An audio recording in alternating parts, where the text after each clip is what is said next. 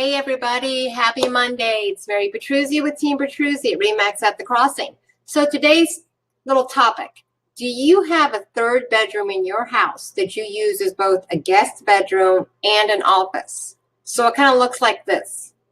Well, recently I had a client who had 3 master closets and one of them was being completely underutilized.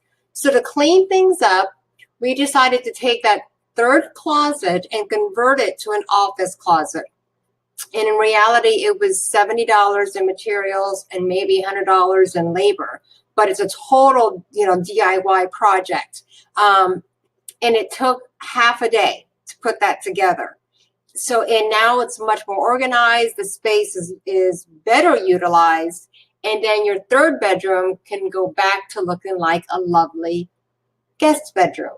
So if you're thinking about doing something like this, but you've got some different ideas or you want a different configuration, just click the link below to Pinterest and you can search office closets. And there are hundreds of wonderful ideas that you can customize to your needs, to your space, and the possibilities are endless.